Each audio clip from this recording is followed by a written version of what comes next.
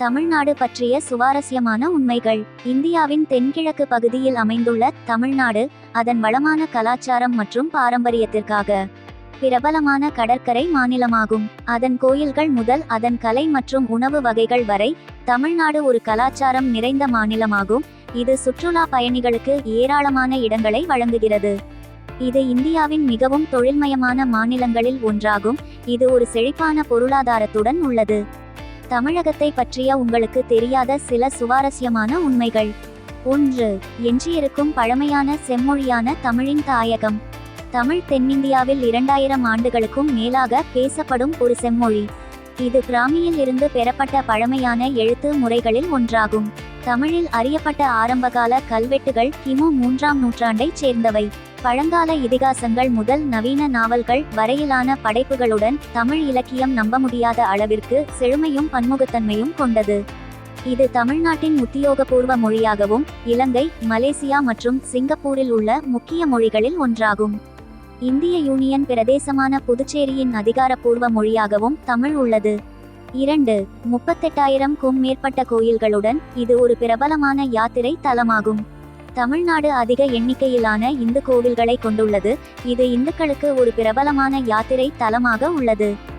மாநிலத்தில் 38,615 கோயில்கள் உள்ளன. இது இந்தியாவில் உள்ள மற்ற மாநிலங்களை காட்டிலும் அதிகம். மதுரையில் உள்ள மீனாட்சியம்மன் கோயில் மிகவும் பிரபலமானது.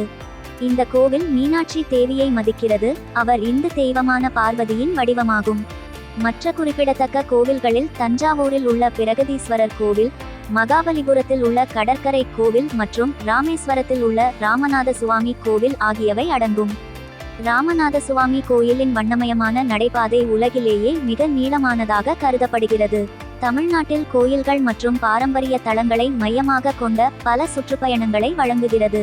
என் கருத்துப்படி மாநிலம் முழுவதும் உள்ள யாத்திரை தலங்களை ஆராய்வதற்கான மிகச் சிறந்த வழி இதுவாகும். 3. இந்தியாவில் முதல் டேனிஷ் குடியேற்றம் அமைந்த இடம். 1620ஆம் ஆண்டில் டேனிஷ் கிழக்கிந்திய கம்பெனி தமிழ்நாட்டின் கோரமண்டல் கடற்கரையில் அமைந்துள்ள தரங்கம்பாடியில் ஒரு குடியேற்றத்தை நிறுவியது.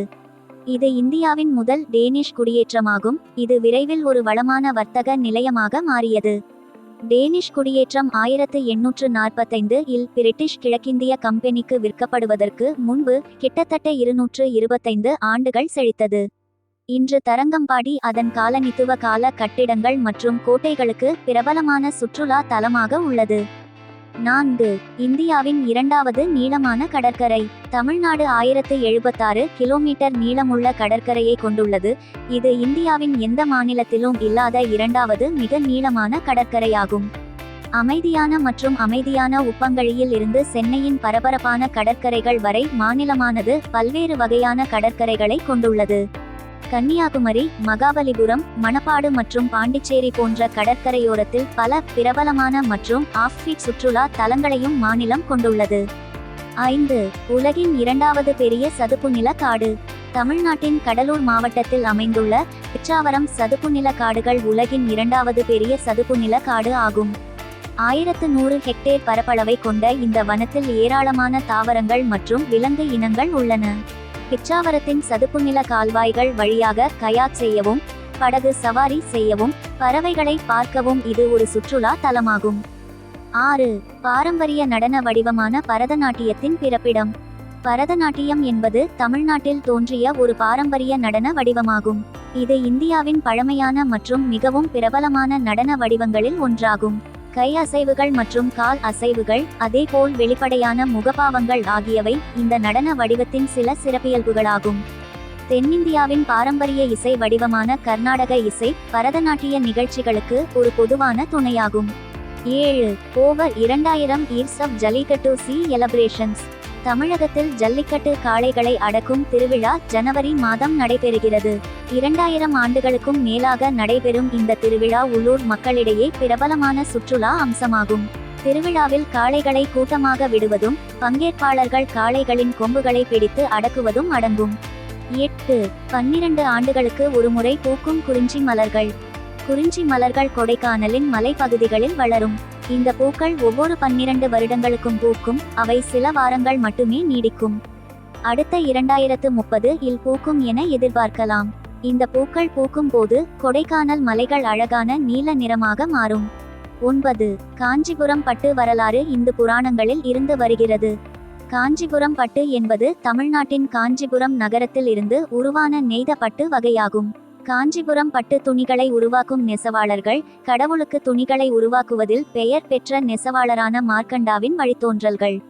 காஞ்சிபுரம் பட்டு உருவாக்கும் செயல்முறை மிகவும் உழைப்பு மிகுந்தது மற்றும் கையால் நெசவு மற்றும் துணிக்கு சாயமிடுதல் ஆகிய இரண்டையும் உள்ளடக்கியது.